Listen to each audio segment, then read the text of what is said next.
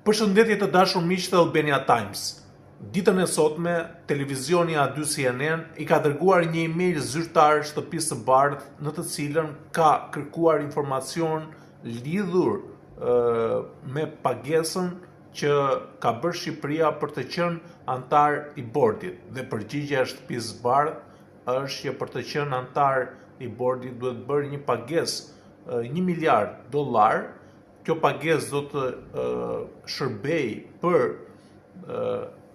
ndërtimin e Palestinës dhe do të administrohet në mënyrë transparente nga ky bord. Por Shqipëria nuk ka një kërkesë të tillë. Të njëjtën gjë ka deklaruar edhe zoti Rama nëpërmjet reagimit që ai ka pasur në rrjetin social X, në të cilin është shprehur që ne nuk kemi bërë asnjë pagesë për të marrë ftesë nga presidenti Trump.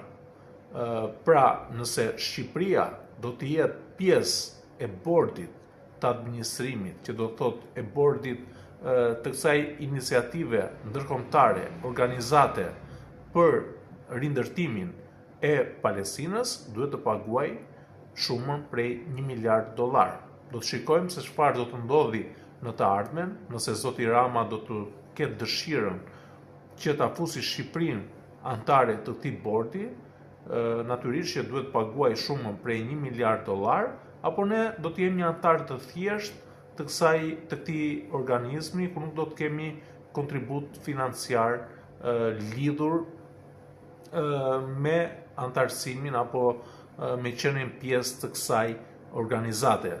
Megjithatë, duhet parë në të ardhmen, nëse edhe antarët do të bëjnë ndonjë pagesë, qoftë simbolike apo brenda mundësive për që ka çdo shtet për të kontribuar lidhur me administrimin, me ndërtimin e Palestinës, kjo ngelet për të parë.